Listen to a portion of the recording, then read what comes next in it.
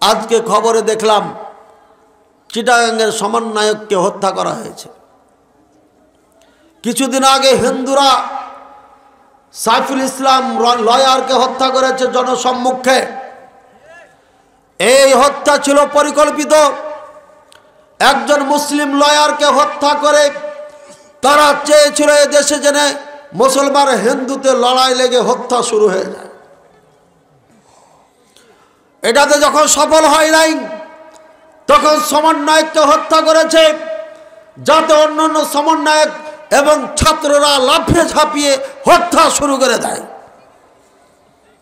ঠান্ডা মাথায় দেশের মধ্যে ফিতনা ফাসাদ করার জন্য একদল মুনাফিক মুসলমান, একদল মুনাফিক এদেশের নাগরিক ভারতকে ডেকে নিয়ে এসে যুদ্ধ করার জন্য বারবার একটার পরে অঘটন ঘটিয়ে যাচ্ছে। গাইবান্ধার মানুষ, এই গাইবান্ধার মাটিতে অনেক শিক্ষিত জ্ঞানী লোক আছে, বড় বড় নেতাদের এখানে বসবাস আছে। সাবধান, সতর্ক হয়ে যান।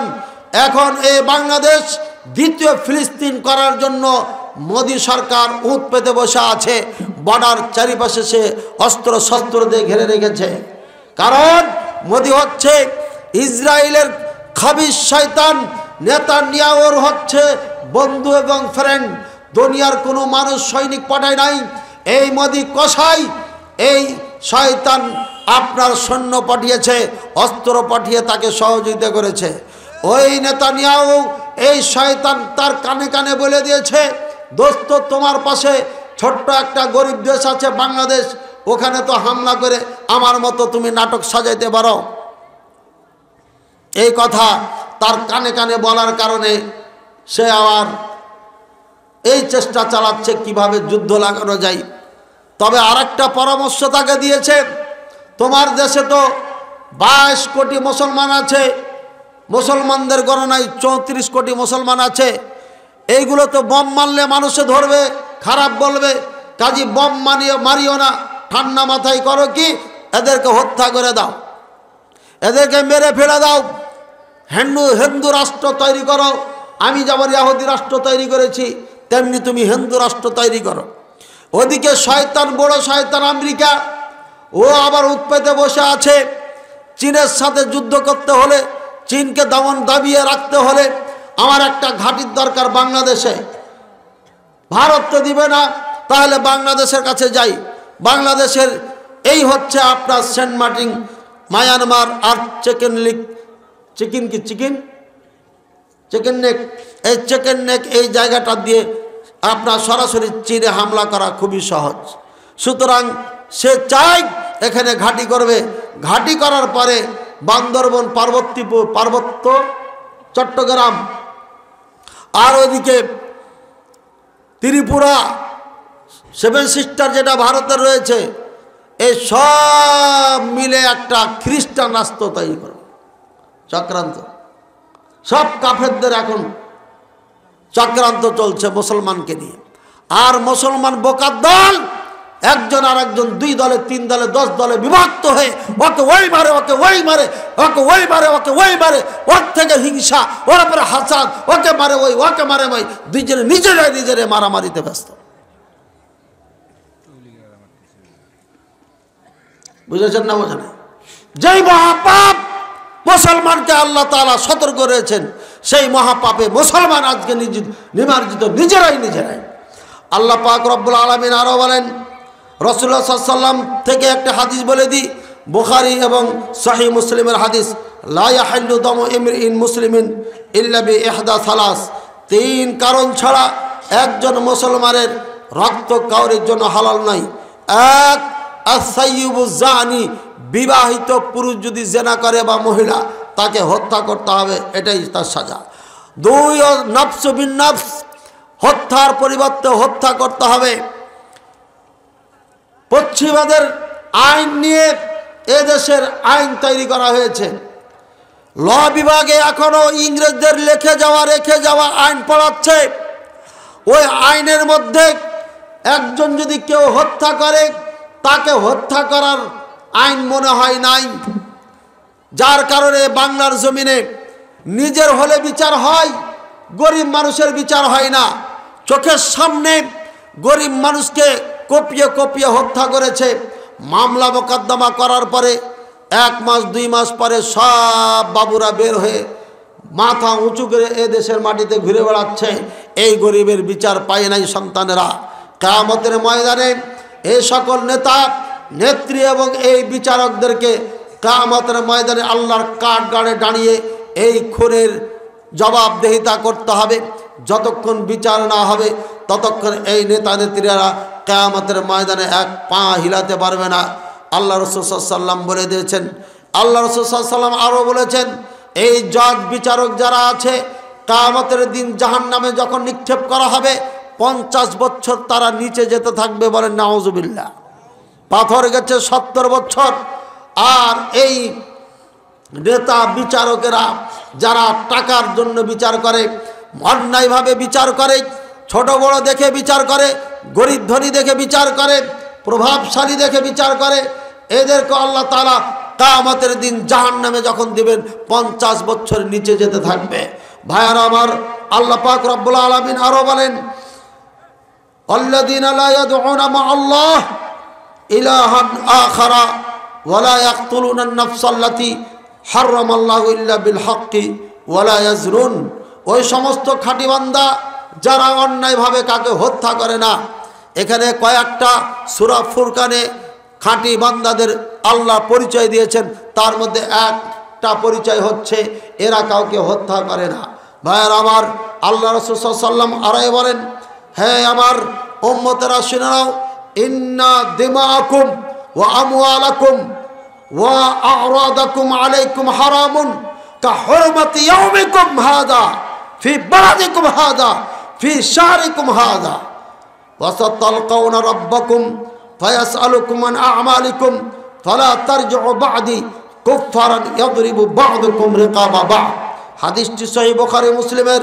রাসূলুল্লাহ সাল্লাল্লাহু আলাইহি ওয়াসাল্লাম মক্কার জমিনে হজ্জাতুল ওয়াদাই শেষ ভাষণে বলছে, হে আমার উম্মতেরা শুনে নাও, আজকের এই দিনে তোমাদের একজন আরেকজনের খুন, জান এবং সম্মান, মাল হারাম আজকের দিনে এই পবিত্র ভূমিতে যেমন হারাম। এরপর রাসূল সাল্লাল্লাহু আলাইহি ওয়াসাল্লাম বলছেন, একজন আরেকজনের জান, মাল, মান, সম্মান তোমাদের জন্য হারাম যেমন এই শহরে হারাম। আল্লাহ রাসূল সাল্লাল্লাহু আলাইহি ওয়াসাল্লাম আবার বলছেন, তোমাদের একজন আরেকজনের জান, মাল, মান, সম্মান হারাম যেমন এই কাবার মাটিতে হারাম। অর্থাৎ কাবার মাটিতে যেমন কাউকে আঘাত করা যায় না, মারা যায় না, খুন করা যায় না, কোনো কিছু পড়ে থাকলে উঠানো যায় না, নেওয়া যায় না, ঠিক হারাম যেমন এই মাটিতে কিয়ামত পর্যন্ত তোমাদের একজন আরেকজন মুসলিমের জান, মাল, মান, সম্মান হারাম যায় নাই। তারপরে বলছেন, শোনো, তোমরা যখন কিয়ামতের ময়দানে আল্লাহর দরবারে উপস্থিত হবে তখন তোমাদের আমল সম্পর্কে আল্লাহ জিজ্ঞাসা করবেন। মনে রাখুন, ফালা তারজিউ বা'দি কুফফারান ইয়াদরিবু বা'দুকুম রিকাবা বা'দিন। সাবধান, সতর্ক, আমার পরে তোমরা আবার কাফেরের মতো ফিরে যেও না, কাফেরদের সাদৃশ্যতা গ্রহণ করিও না। ওরা যেমন একজন আরেকজনকে হত্যা করে, তোমরা মুসলমান একজন আরেকজনকে হত্যা করবে না। ভাইয়ের আমার, হত্যা মহাপাপ। কিয়ামতের ময়দানে আল্লাহ পাক রব্বুল আলামিন এই হত্যাকারীদেরকে বলবে, শোনো, একজন মানুষ মানে আশারা ইলা আখিহি, যে ব্যক্তি কোন মুসলিম ভাইকে ইঙ্গিত করেছে বেহাদিদাতিন, কোন অস্ত্র নিয়ে ইঙ্গিত করেছে, দাও নিয়ে, কাতি নিয়ে, ছোরা নিয়ে, বল্লম বর্ষা নিয়ে, সেই ব্যক্তিকে ব্যাপারে বলেছে ফাইনাল মালায়েকাতা তালানুহু, ফেরেশতারা তাকে অভিশাপ দিতে থাকে, তার জন্য বদদুয়া করতে থাকে। হাত্তা ওয়াইন কানা আখাহু লিআবিহি ওয়া উম্মিহি, যদিও সেটা মা এবং বাবার থেকে সন্তান ভাই হয়ে থাকে, অর্থাৎ আপন ভাই হয়ে থাকলো যদি কেউ অস্ত্র দিয়ে আপনার নিজের ভাইকে কেউ হুমকি ধুমকি দেয়, তাহলে পারেও আল্লাহ রাসূল সাল্লাল্লাহু আলাইহি ওয়াসাল্লাম বলেছেন ফেরেশতারা তাদের উপর লানত করতে থাকে, অভিশাপ করতে থাকে। দুঃখজনক হলো সত্য, আমাদের দেশে একটা নিরীহ দল আছে, এরা খুব নিরীহ, নিরুপায়, অবলা সবলা, বুঝে না সুঝে না, সুফি সাফা ফেরেশতা, এমন একটা দল আছে। নাম কি বলেন তো? বলেন না কেন? আমাদের দেশের মানুষে কয় এরা অবলা সবলা নিরীহ মানুষ, এরা কিচ্ছু বোঝে না, নিজের টাকা দিয়ে নিজের গাঠি বস্তা মাথায় করে ঘাড়ে করে গ্রাম গ্রাম ঘুরে বেড়ায়, মসজিদে থাকে, পাকশাক করে নিজেরাই খায় আর মানুষকে দাওয়াত দেয়। এদের মতো নিরীহ মানুষ পৃথিবীতে আর নাই। সৌদি আরব এদেরকে নিষিদ্ধ ঘোষণা করেছে যে তোদের পুটলি পাটলি এদেশে চলবে না, তোরা যেখান থেকে এসছে ওখানে চলে যা। তখন আমাদের দেশের হুজুররা কইছে এত অবলা সবলা নিরীহ মানুষগুলোকে সৌদি আরব সরকার কেন নিষেধ করলে? এটা অন্যায় করেছে। এবার কি বুঝেছেন কারা এরা? এতক্ষণ পরে বুঝলেন? আলহামদুলিল্লাহ। এই অবলা সবলা নিরীহ মানুষগুলো চারজনকে হত্যা করেছে টঙ্গীর ময়দানে। আমি বহুত আগে থেকে বলেছি সরকারকে, টঙ্গীর ময়দানে যে পাপ হয় এই পাপ নিয়ে সরকার কিয়ামতের ময়দানে ঠেকে যাবে।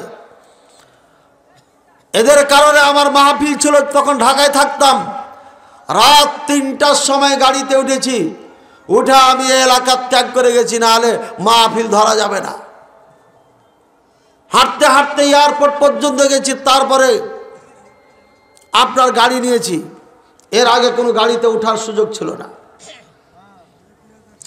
আর যেদিন একটু দূরে মাহফিল ছিল, 3 ঘন্টা রাস্তা হবে, 4 ঘন্টা বা 3 ঘন্টা, সেদিন গাড়ি নিয়ে বাড়ির থেকে বের হয়েছি রাত 3টার সময়।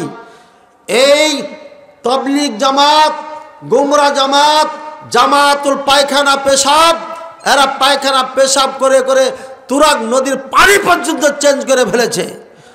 এরা আজকে 4 জনকে হত্যা করেছে। আমি বহুত আগে বলেছি এই দল দিয়ে ইসলামের কোনো লাভ হবে না, শুধু লস আর লস হবে। এই দল এমন একটা দল ইসরায়েল পর্যন্ত ভিসা দেয়। এটা এবার একটা দল দিল্লি, নিউ দিল্লিতে এদের সেন্টার। এদের বিরিয়ানি খুব স্বাদ, বহুবার খেয়েছি। ভাইয়ার আমার, মোদি যখন পিস টিভিতে আমরা আলোচনা করার জন্য বোম্বাই যেতে চেয়েছিলাম, ডাক্তার জাকির নায়েক আমাদেরকে বোম্বাই অভ্যর্থনা করে জানাবে, ওখানে নিয়ে যাবে। এই মোদি সরকার অনুমতি দেয় নাই। আমরা যখন দেওবন্দে লেখাপড়া করার জন্য ভিসা চেয়েছিলাম, তখন এই সরকার বলেছিল যে আমার দেশে ইসলাম শিক্ষার কোনো ব্যবস্থা নাই। কিন্তু এই সরকারি তাবলিগ জামাতের সেন্টার, তাবলিগ জামাতের জন্ম আপনার দিল্লি, নিউ দিল্লিতে করে রেখেছে। কেন করে রেখেছে? বিশ্বের মুসলমানকে গাধা মূর্খ বানিয়ে, কালিমা চুত করেই বেঈমান বানিয়ে গাধা বানিয়ে দিবে, যাতে এরা আর কিছু করতে না পারে, আর কাফেরদের রাজত্ব যেন কায়েম হয়ে যায়। এই জন্য এই জামাতকে তারা কাজে লাগিয়ে দিয়েছে। মেওয়াত থেকে ইলিয়াস, মাওলানা ইলিয়াস রহিমাহুল্লাহ মুসলমান হিসাবে দোয়া করছি, তার জন্য আল্লাহ তার প্রতি দয়া করুন। আমরা কাফের মনে করে ফতোয়া দিচ্ছি না। ইনি আবিষ্কার করে, তার বাড়ি মেওয়াত। মেওয়াত মহিলারা আপনার কুশর খাত, গান্ডারিয়া খাত, একটু খেতে যায় কাজ করে, বিশাল জঙ্গলের ভিতরে ঢুকে চলে যায়। সুন্দরী সুন্দরী মেয়ে গেলা, কি হয় না হয় আল্লাহ ভালো জানে, মন্তব্য করার দরকার নাই। এদের নারীরা মাঠে কাজ করে, আর এই তাবলিগিরা বাড়িতে মুশকে খাওয়ায়। ছেলেরা বাড়িতে থাকে আর মেয়েরা মাঠে ময়দানে কাজ করে। মুখলেস মাদানি যদি মিথ্যা কথা বলে, ভিসা করে মেওয়াত যায় দেখে আসেন, মিথ্যা কথা বললে গাইবান্ধার এই মাটিতে এই স্টেজে আয়সা তোবা করে ক্ষমা চেয়ে যাব। আমি আর আগে বলেছি তাবলিগ জামাত কালিমাওয়ালা মুসলিম আর কালিমাবিহীন মুসলিম। মুখলেস বিন আরশাদ মাদানি নেটে লেখলে পেয়ে যাবেন। ওখানে এই দলের সম্পর্কে বলেছি, এরা কালিমার বিকৃতি ঘটিয়েছে। আপনার এরা হিন্দুস্তানের হিন্দুদেরকে আর মুসলমানকে সেম সেম বানিয়ে ফেলেছে। মক্কার কাফের রাজা বিশ্বাস করত, এরা কালিমার অপব্যাখ্যা করে তা মুসলমানদের অন্তরে ঢুকিয়ে দিয়েছে। এদের আকীদা বিশ্বাস আর মক্কার কাফেরদের মাঝে কোনো পার্থক্য নাই। আপনি কালিমাওয়ালা মুসলিমের ওই বক্তব্য মুখলেস বিন আরশাদ মাদানি লেখে নেট থেকে দেখে নিয়েন, লম্বা আলোচনা আছে। ভাইয়ের আমার, এই দল আজকে প্রমাণ করেছে তারা সন্ত্রাসী, তারা গুন্ডা। এরা রাত্রে কারাটে শিখে, এরা গুন্ডাগিরি শিখে। যারা বড় বড় ডাকাত তারা তাবলিগ জামাতে যায়, সুফি সেজে যায় পুলিশ থেকে বাঁচার জন্য। পরে এরা বলে আমরা সুফি হয়ে গেছি। সুফি নয়, দেওবন্দ ওলামায়ে দেওবন্দ তাবলিগ জামাত পরিচালনা করে। এই ওলামায়ে দেওবন্দের নেতৃত্বে আজকে 4 জনকে হত্যা করা হয়েছে। কোন দলের হত্যা হয়েছে সেটা আমি জানি না। সাদপন্থী হত্যা হয়েছে না জুবায়েরপন্থী হত্যা হয়েছে এটা আমি জানি না, তবে এদের কারণে হত্যা হয়েছে 4টা। আর শত শত মানুষ আহত হয়েছে। এরা নাকি ওলামায়ে দেওবন্দ, এরা নাকি ওলামায়ে হাক্কানি, এরা নাকি কিয়ামতের ময়দানে বড় বড় জাহাজ নিয়ে অপেক্ষা করবে এদের বাবারা। এরা নাকি ভারত উপমহাদেশের ধারক বাহক। এদের মধ্যে একটা পিচ্চি আছে, পিচ্চি জাহেলে মুরাক্কাব। আরে আরো কত হিট ময়দানে, যুদ্ধের ময়দানে নেমে যায় নারায়ে তাকবীর দিচ্ছে, কইছে পালিয়ে গেছে, পালিয়ে গেছে। চিন্তা করে এই ছোট্টটা এই মূর্খটা এই কথা বলে। এই জন্য আমি বলি যাদের নামের আগে মুফতি আছে এরা সবাই জাহেল, এরা কেউ আলেম না। এদের নামের শুরুতে যাদের মুফতি আছে এরা সব জাহেল। আজকে কোরআন কি বলছে? আরে অস্ত্র দিয়ে ইশারা করলো আল্লাহর ফেরেশতারা তার উপরে অভিশাপ করে, আর তাকে অস্ত্র দিয়ে আঘাত করে মেরে ফেলে দেওয়া হচ্ছে। এরা আল্লাহর সামনে কিভাবে দাঁড়াবে? আল্লাহর সামনে কি উত্তর দিবে? এই ওলামায়ে দেওবন্দের নেতৃত্বে আজকে 4 জনকে হত্যা করা হয়েছে। ওলামায়ে দেওবন্দের নেতৃত্বে ভোলার মসজিদ জ্বালিয়ে পুড়িয়ে দেওয়া হয়েছে। ওলামায়ে দেওবন্দের নেতৃত্বে সালথার মসজিদকে মাটির সাথে মিশিয়ে দেওয়া হয়েছে। আজকে বাবরি মসজিদকে আপনার ভেঙে মন্দির বানিয়েছে। যতটুকু আহলে হাদিস ওলামায়ে কেরাম ব্যথিত হয়েছি, আমি আল্লাহকে সাক্ষী রেখে বলতে পারি এদের এত ব্যথা নাই। আজকে ইন্ডিয়ার হাজার হাজার মসজিদকে ভেঙে মন্দির বানানো হচ্ছে এই মূর্খ ওলামায়ে দেওবন্দ আর বিরলিদের কারণে। কারণ এরা ইসলামকে সেভাবে ধরে নাই, এরা ইসলামকে সেভাবে বুঝে নাই, আর উম্মতে মুসলিমাকে বুঝাই নাই। যার কারণে আজকে হিন্দুরা সাহস পেয়েছে, যার কারণে একজন মুসলমানের সন্তান হয়ে শ্রীরাম শ্রীরাম বলতে বলতে মরে যাচ্ছে, আল্লাহ বলার সাহস পায় না। অথচ আল্লাহ রসুলের শিক্ষা, কোরআন সুন্নাহ শিক্ষা বেলাল রাদিয়াল্লাহু তাআলা আনহু এখনো রাসূলুল্লাহ সাল্লাল্লাহু আলাইহি ওয়াসাল্লামের ছাত্র হওয়ার সময় পায় নাই। শুধুমাত্র রাসূলুল্লাহ সাল্লাল্লাহু আলাইহি ওয়াসাল্লাম মক্কার জমিনে কাবার পাশে দাঁড়িয়ে বক্তব্য দিয়েছে, হয়তো একটা বক্তব্য 2টা বক্তব্য শুনেছেন। তারপরে তার মালিক তাকে বেঁধে রশ্মি দিয়ে টেনে নিয়ে বেড়াচ্ছে, পাথরের ওপরে, বালুর ওপরে, উত্তপ্ত বালুর ওপরে টেনে টেনে বলছে, এই তুই মুহাম্মাদের রবকে ছেড়ে দিয়ে আমাকে রব মনে কর, মুহাম্মাদের ধর্মকে ছেড়ে দে, ইসলাম ধর্ম ছেড়ে দে, কাফেরদের ধর্মের উপর চলে আয়। আর বেলাল রাদিয়াল্লাহু তাআলা আনহু আহাদ আহাদ করে চিৎকার করছে। বেলাল রাদিয়াল্লাহু তাআলা আনহু একজন দাস ছিলেন, কোনো স্বাধীন মানুষ ছিল না। এমন একজন মানুষ দাসকে পর্যন্ত আল্লাহ থেকে 1 সেকেন্ডের জন্য জবান থেকে তারা ছোটাইতে পারে নাই। সুমাইয়া রাদিয়াল্লাহু তাআলা আনহা একজন দাস ঘরের নারী, তাকে মেরে আঘাত করে 2 খণ্ড করে উঠে 2 পায়ে বেঁধে চিড়ে ফেলে মেরেছে আবু জাহাল। বর্ষার আঘাত করেছিল লজ্জা স্থানে। তারপরে একজন নারীকে আল্লাহ শব্দ মুখ থেকে, আপনার উচ্চারণ থেকে তাকে বাধা দিতে পারে নাই। আর ইন্ডিয়ার মুসলমান শ্রীরাম বলতে বলতে তাকে মেরে ফেলে দিচ্ছে। তারপরে শ্রীরাম বলেও তাকে নাজাত দিচ্ছে না, ছাড় দিচ্ছে না। সুতরাং মুসলমানকে আজকে ইসলাম থেকে দূরে সরিয়েছে। এরাই ফতোয়া দিয়েছে লা ইলাহা ইল্লাল্লাহ পড়লে জান্নাতে চলে যাবে। এরাই ফতোয়া দিয়েছে ঈমান লা ইয়াজিদু ওয়া লা ইয়ানকুস, ঈমান বাড়ে না কমে না, তুমি যা ইচ্ছা তাই করো। মদ খাও সমস্যা নাই, জেনা করো সমস্যা নাই, চুরি করো সমস্যা নাই, মিথ্যা বলো সমস্যা নাই, আর তুমি জুয়া খেলো সমস্যা নাই, মরে যা চাই তাই করো সমস্যা নাই। কারণ তুমি লা ইলাহা ইল্লাল্লাহ পড়েছো, তোমার ঈমান বাড়ে না, তোমার ঈমান কমে না। এই আকীদা তাদের বই আকীদাতুন নাসাফিয়াতে প্রথমেই লেখা আছে। ওলামায়ে দেওবন্দ এটাই পড়াচ্ছে তারা। তাদের আকীদা সালাত না পড়লেও তারা মুসলমান থাকে, যার কারণে লক্ষ লক্ষ নয় কোটি কোটি ভারত উপমহাদেশের মুসলমান সালাত পড়ে না। ভাইয়ের আমার, এটা অজ্ঞতা, মূর্খতা, কোরআন সুন্নাহ পরিপন্থী চিন্তা চেতনার কারণে কোটি কোটি মুসলমান কাফের হয়ে জীবনযাপন করছে। আল্লাহ তাআলা সবাইকে বোঝার তৌফিক দান করুন। সময় বেঁধে দিয়েছি, আলোচনা অনেক লম্বা, তাই এখানেই শেষ করছি। ওয়া আখির দাওয়ানা আলহামদুলিল্লাহ রাব্বিল আলামিন। এই থামেন থামেন থামেন, একটা ভালো কথা, একটা মজার কথা, মজার কথা। ওলামায়ে দেওবন্দের একটা মজার কথা। হানাফি মাযহাবের কেউ আছেন? অনেক আছেন। আজকে ভালো করে শুনেন। কে আছেন এখানে নিজের স্ত্রীকে 1 ঘন্টার জন্য বিয়ে দিবেন? 1 ঘন্টার জন্য স্ত্রীকে দিয়ে দিবেন, 1 ঘন্টার জন্য। কে আছেন? হাত উঠান। তো আপনার গাজীপুরের ইমাম সাহেব আর এক মাদ্রাসার প্রিন্সিপাল ফতোয়া দিয়া 1 ঘন্টার জন্য বিয়া করে মসজিদের ভিতরে লাটাপাটা করে দিয়েছে। নাউজুবিল্লাহ। আরে আপনাদের মাদ্রাসার প্রিন্সিপাল, আল্লাহ হেফাজত করুন। এটা অপবাদ না, অনেক সময় অপবাদ দেয়। মামুনুল হক সাহেব হাফিজাহুল্লাহ, তার ব্যাপারে আমরা মনে করছি তাকে অপবাদ দিয়েছে, ঠিক আছে, তার উপরে অন্যায় করেছে, কিন্তু এটা অপবাদ নয়।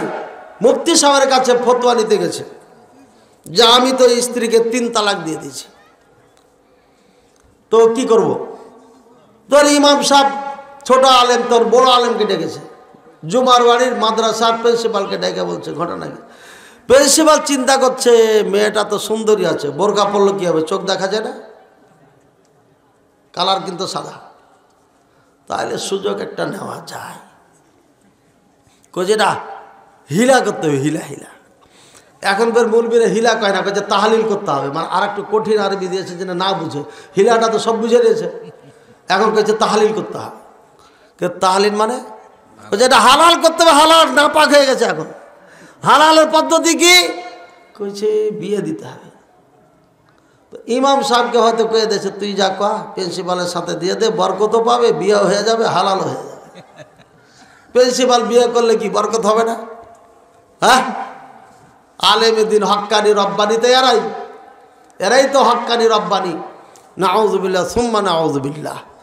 আল্লাহ হেদায়েত দান করুন। মিরপুর থেকে আমাকে একটা ফোন দিয়েছিল,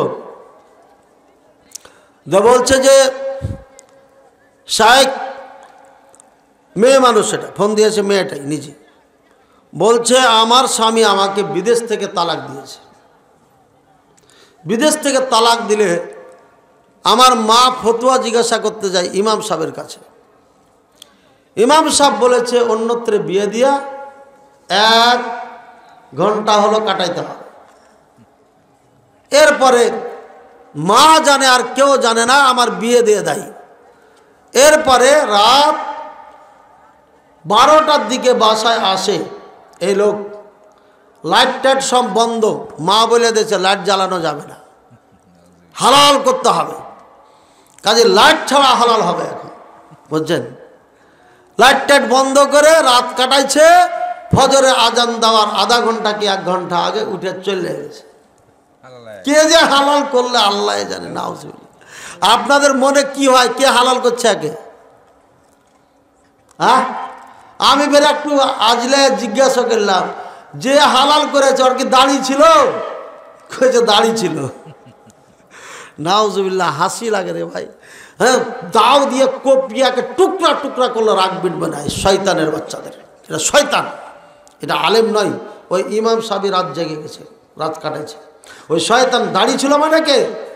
মা ছাড়া কেউ জানে না এই বিয়ে সম্পর্কে। মানে ওই শয়তান ইমাম এসেছে, আপনার মহল্লার ইমাম কত নারীর ইজ্জত নষ্ট করেছে চুপে চুপে, আপনি নিজেই জানেন না। এই নাপাক শয়তান ইমামকে ইমাম বানিয়ে আপনি তার পিছনে সালাত পড়ছেন।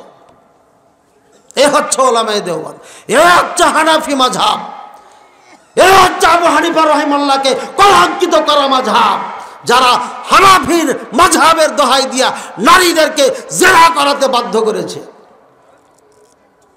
আর কালকের ঘটনা, গাজীপুরে এই প্রিন্সিপাল মসজিদের ভিতরে 1 ঘন্টার জন্য বিয়া করে মসজিদের ভিতরে ল্যাটাপাটা করে ওখানে আবার তালাকও দিয়েছে। বলেন নাউজুবিল্লাহ।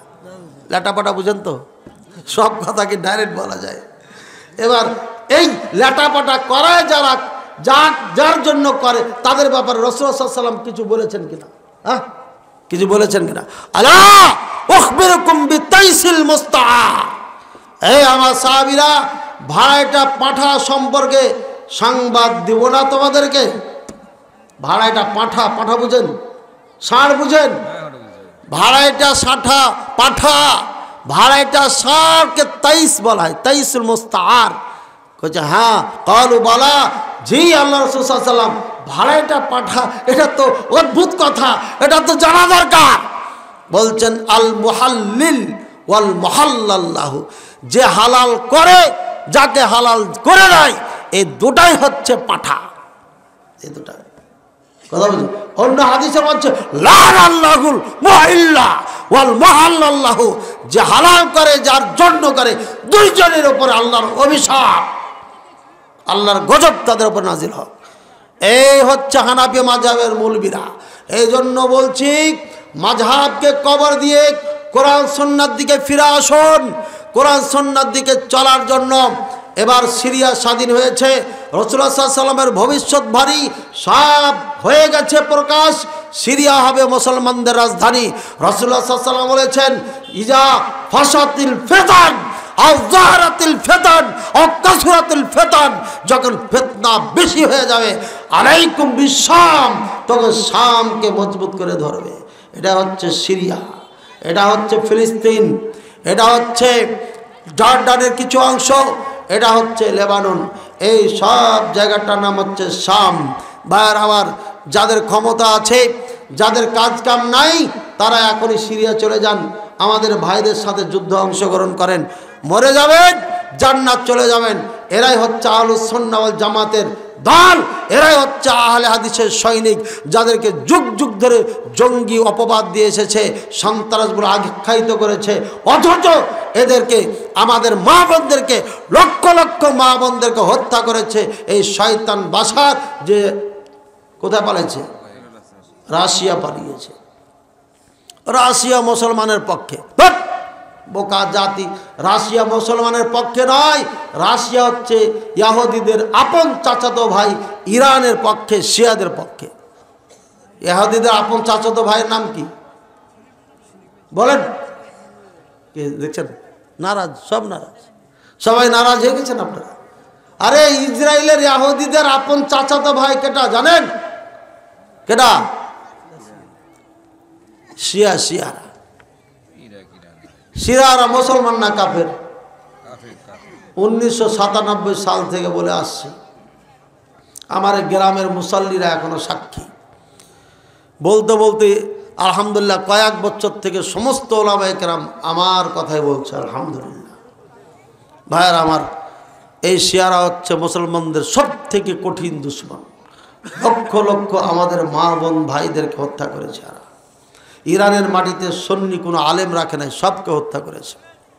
সুন্নি মসজিদ মাদ্রাসা রাখে নাই। আজ পর্যন্ত শুনেছেন ইরান থেকে একজন সুন্নি আলেম, আমাদের মতো পোশাকধারী আলেম বক্তব্য দিয়ে নেটে ছেড়েছে? দেখেছেন? আছে? কিন্তু 6 লক্ষ ইহুদি ইরানে বসবাস করে। আর রাসূলুল্লাহ সাল্লাল্লাহু আলাইহি ওয়াসাল্লাম বলছে, সায়াখরুজু দাজ্জাল মিন ইসবাহান, ইসবাহান, ইরানের ইসবাহান এই শহর থেকে আপনার দাজ্জাল বের হবে। আর ইয়াত্তাবিউহুল ইয়াহুদু 70 ইয়াহুদ, 70,000 ইহুদি এই দাজ্জালের সঙ্গ দেবে প্রথম যখন সে শুরু করবে যাত্রা। এটা ইরান। এই দাজ্জাল একে তাড়া দিতে দিতে ফিলিস্তিনে যায়, ইসরায়েলে যা হত্যা করবে ঈসা আলাইহিস সালাম। তাহলে কি বোঝা গেল? বের হলো ইরানে, আর মারা গেল কোথায়? ইসরায়েলে। দুই দেশের সাথে সম্পর্কটা কেমন জানেন? এরকম সম্পর্ক। এরা দুই দেশই হচ্ছে দাজ্জালের আপন ভাই, একদম আপন ভাই। এজন্য চিনার চেষ্টা করি, পৃথিবীর সম্পর্কে জানতে হবে। দ্বিতীয় ফিলিস্তিনের জন্য বাংলাদেশকে তৈরি করছে ভারত। প্রত্যেকটি সন্তানকে সশস্ত্র ট্রেনিং নিতে হবে। সরকারকে আমি বারবার বলছি, প্রত্যেকটি স্কুল কলেজ আর খাস করে আহলে হাদিস মাদ্রাসায় আপনি সশস্ত্র ট্রেনিং চালু করেন। সবকে শেখায়েন না, ভারত প্রেমিক যারা তাদেরকে শেখায়েন না, না তো বিপদ হবে। যারা মাতাল, যারা মুসলমানকে ধর্মের নামে মেরে ফেলে তাদেরকে আপনি শেখাবেন না। আর একটা আবদার করে যাচ্ছি, টঙ্গীর ময়দানে এই তাবলিগে ইজতেমা করতে দেওয়া যাবে না। তাবলিগে ইজতেমাকে সর্বপ্রথম নিষেধ করেন। আর যদি আপনাদের ব্যথা লাগে, মূর্খতা অজ্ঞতার কারণে বুঝতে না পারেন, তাদেরকে যদি রাখতে চান তাহলে পদ্মার পরে পাঠিয়ে দেন। আমাদের রাস্তাঘাট বরক করে বন্ধ করে কষ্ট দিয়েন না। এ দলের মধ্যে মুসলমানদের কোনো উপকার নেই। আল্লাহ তাআলা আমাদের বুঝার তৌফিক দান করুন। ভাইরা আমার, শেষমেশ আপনাদেরকে যেটা বলবো যে অত্র প্রতিষ্ঠানকে জানে প্রাণে ভালোবাসবেন। লিকুল্লি মুসা ফিরআউন, যেখানে মুসা সেখানে ফেরাউন আছে। লিকুল্লি মুহাম্মদ আবু জাহাল, যেখানে মুহাম্মদ সেখানে আবু জাহাল আছে। একটা ভালো কাজ করলে দেখবেন বেশি না দুই একজন মানুষ তার বিরুদ্ধে দাঁড়িয়ে যায়। এটা ফেরাউনের পাঠ নাই অথবা আবু জাহালের পাঠ নাই। আপনাকে সভাপতি বানায় নাই, সেক্রেটারি বানায় নাই, ইমাম নাকি আপনাকে টিচার বানায় নাই, আফসোস নাই। আপনি এটা মেনে নিতে পারছেন না, সহ্য করতে পারছেন না। আল্লাহকে বলেন, আল্লাহ আমাকে এখানে টিচার হিসাবে নেওয়া উচিত ছিল, আমি যোগ্য একজন টিচার, তাও এরা নিচ্ছে না, তুমি আমার ভালো ব্যবস্থা করে দাও। এভাবে দোয়া করবেন, কিন্তু হিংসা করবেন না, হিংসা করবেন না। ভাইয়ারা আমার, প্রতিষ্ঠান একজন আরেকজনের প্রতি হিংসা করে, প্রতিষ্ঠান আলেমের প্রতি হিংসা করে, আলেমের মধ্যে অহংকার ফখর গৌরব আছে, এটা আমার আগে জানা ছিল না। এই গত সপ্তাহে এক বিশাল পরিশুদ্ধ আলেমের সঙ্গে আমি দেখা করতে যাই। তার কথাবার্তায় এত অহংকার গৌরব, আমি বিস্তারিত বলার প্রয়োজন মনে করছি না। এত মিষ্টি করে কথা বলে, কৌশল করে কথা বলে, মনে হয় এই বাংলার জমিনে তার থেকে বড় আলেম, তার থেকে ভালো আলেম, তার থেকে খাঁটি আলেম, তার থেকে জ্ঞানী আলেম আর কেউ নাই। তা আমি মুখের ওপরে কিছু কথা বলেছিলাম, উনি চুপ হয়ে গেছিলেন। সুতরাং কল্পনাই করা যায় না যে মিষ্টির মধ্যে বিষ থাকে। মিষ্টির মধ্যে বিষ থাকলে মিষ্টি খায়া বাঁচবেন না মরবেন। আল্লাহ এ সমস্ত অহংকারী আলেম থেকে আমাদেরকে হেফাজত করুন, বলেন আমিন। খালি মুখ দেখে কথা শুনে বিশ্বাস করবেন না, একটু চলাফেরা করে ডানে বামে নাক চোখ কান খাড়া করে ভালো করে ভেবে চিন্তা দেখবেন কার কথার মধ্যে অহংকার রয়েছে, পেয়ে যাবেন ইনশাআল্লাহ। এটা দুর্গন্ধ ছড়াবি। সুতরাং আপনারা এটা মনে রাখেন। আল্লাহ তাআলা আমাদের সবাইকে বুঝার তৌফিক দান করুন, বলেন আমিন। মোহাম্মদী জামাতে হানাফি ইমাম নিয়োগ দিয়ে ইনার পিছনে কি নামাজ হবে? কেন করা হবে? ও কয় আল্লাহ সব জায়গায় বিরাজমান। আল্লাহ সব জায়গায় বিরাজমান যে মনে করে, যে বিশ্বাস করে, আকীদা রাখে, সে কাফের, কাফের, কাফের, নিঃসন্দেহে কাফের। এটা আমার ফতোয়া না, গোটা আরব দেশের ওলামায়ে কেরামদের ফতোয়া। এ জর্দাখোর, গুলখোর, তামাকখোর মুলবি বুঝে না, তো আমি কেমনে বুঝাবো? ওকে তো ইরানি রোগে ধরে আছে, ইরাকের রোগে ওকে ধরে আছে। ও মদিনা মক্কার আলেমদের কথা কেমনে বুঝবে? বুঝবে না। কাজে এই ইমাম রাখা যাবে না। কথা বলছেন? আরে ইমাম তো দূরের কথা, মুয়াজ্জিনও রাখবেন না, নাহলে গন্ডগোল লাগিয়ে দিবে। ওরে বাবা রে বাবা, এতগুলো! আশা করি ক্লিয়ার। ও এই যে দেখেন, খাঁটি মুসলিম হওয়ার জন্য ইসলামী সহিহ আকীদা ও মদিনার শিশুটি আমার বই আছে, আপনি নিয়ে যাবেন, এখানে আছে। আর একটা দুরূদ মুহাম্মদ সাল্লাল্লাহু আলাইহি ওয়াসাল্লাম, রাসূলুল্লাহ সাল্লাল্লাহু আলাইহি ওয়াসাল্লামের প্রতি দুরূদ পাঠ করব। কেন দুরূদ পাঠ করব? এখানে আছে, অল্প পয়সার দাম, আপনারা নিয়ে যান। আল্লাহ তাআলা সবাইকে বোঝার তৌফিক দান করুন, আমিন।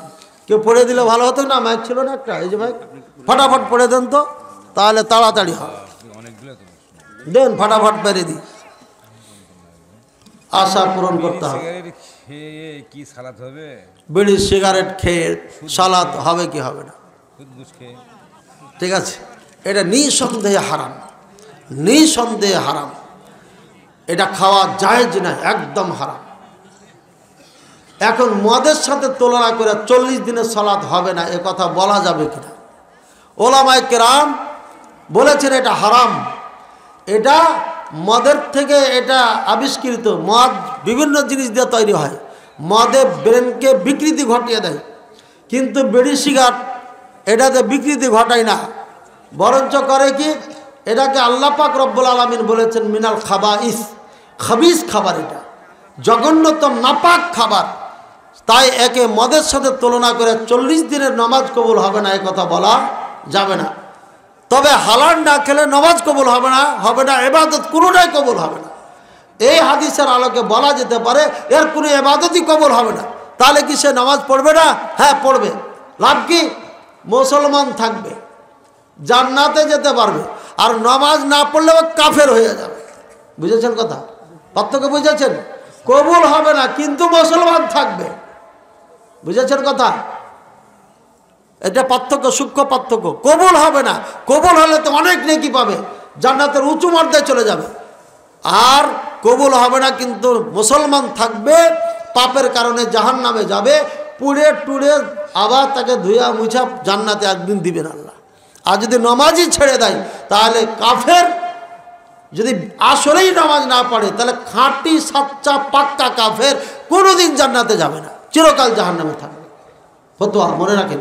জি, আমাদের মসজিদে সম্মিলিতভাবে হাত তুলে মোনাজাত করে, আমরা কিছু বললে তারা বলে তোমার দূরে। 2002 সালে জুমার বাড়ি বাজার মসজিদ, কেন্দ্রীয় মসজিদের পেশ ইমাম খতিব ছিলাম, সালিকা মাদ্রাসার ভাইস প্রিন্সিপাল ছিলাম।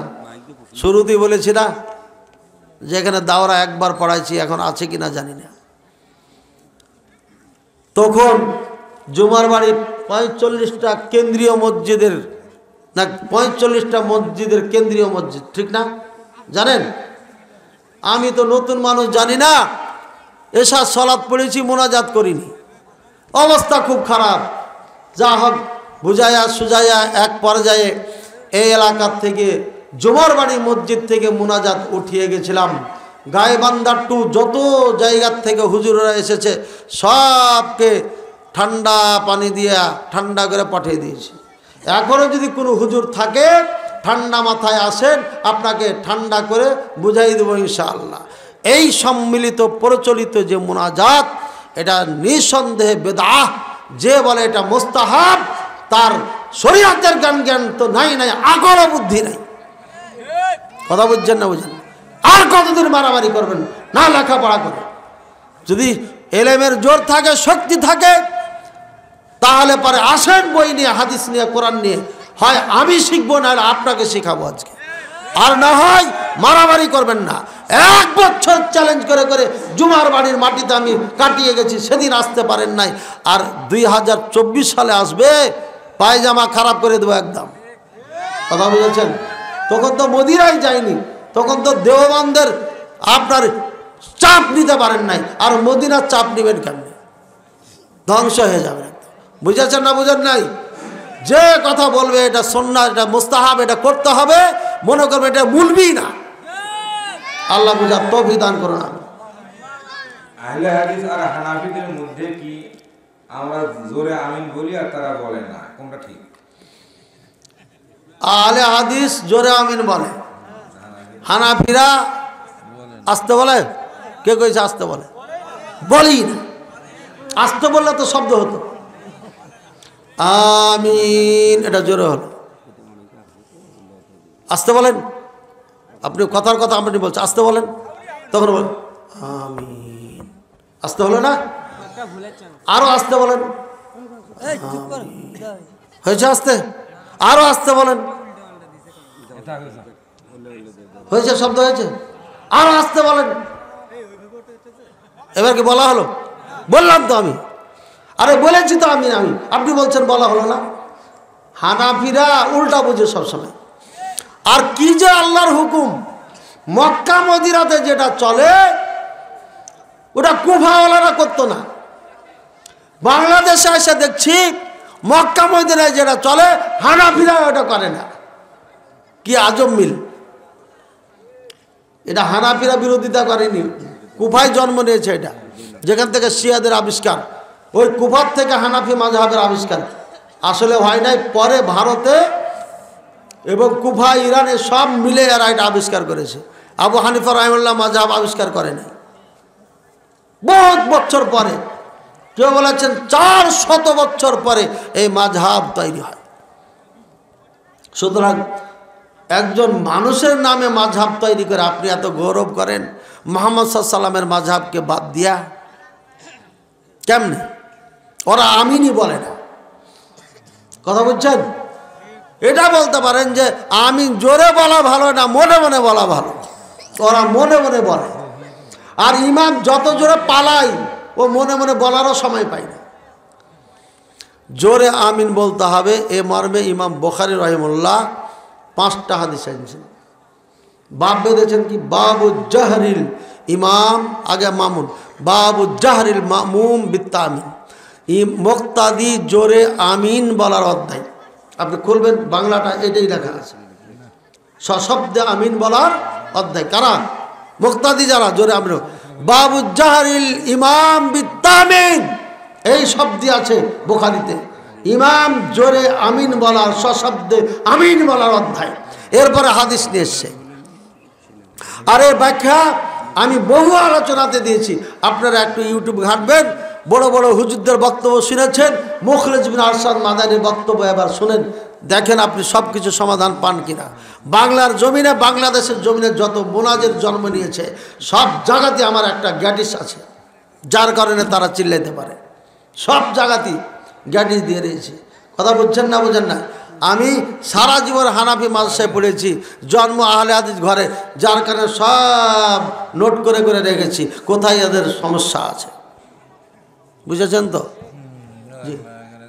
মসজিদের সভাপতি সুদ, ঘুষ ও বিড়ি সিগারেটের সাথে জড়িত আছে, তাহলে আমাদের সাধারণ মুসল্লিদের করণীয় কি? করণীয় কি? ওকে তাড়াইতে হবে। এটা কোরআনে বলছে, ইন্নামা ইয়ামুরু মাসাজিদাল্লাহ মান আমানা বিল্লাহি ওয়াল ইয়াউমিল আখির ওয়া লাম ইয়াখশা ইল্লাল্লাহ। আল্লাহ ছাড়া যে কাউকে ভয় করে না, নামাজ কায়েম করে, ঈমান এনেছে আল্লাহর প্রতি, পুরো আয়াতটা পড়ে নেবেন, ইমাম সাহেব শুনিয়ে দিবেন এই আয়াতটা জুমার খুতবায়। এই সুদখোর, ঘুষখোর, এইগুলোকে কি আর কিউর ভাষায় বলে, এরা মানুষই নাই রে ভাই, এরা মানুষই না, এরা মানুষের কাতারই পড়ে না, কিসের সভাপতি হবে? ওর টাকা দিয়ে মসজিদ মাদ্রাসা করতে হবে, কে বলেছে আপনাকে? মসজিদে সুদ ঘুষ যারা খায় এদের 4 আনা টাকা নেওয়াই যাবে না। এটা কাফেররা বুঝতো, মুসলমান আপনারা বুঝেন না? মক্কার কাফেররা বলেছে খবরদার হারাম টাকা কামাই দিবি না, আর আপনারা হারাম খোরকে সভাপতি বানান, সেক্রেটারি বানান। বাদ দেন, ফকির মিসকিন যারা আছেন এই খড় দিয়ে মসজিদ বানান, দিয়ে ওখানে সালাত পড়েন, এত পাকা মসজিদও দরকার নাই, অতি আল্লাহ কবুল করবে আপনার ইবাদত। ইমাম আবু হানিফা, ইমাম মালিক, ইমাম আহমদ বিন হাম্বল, ইমাম শাফি, এরা কারা আমরা চিনি না, সম্পর্কে লিখেছে।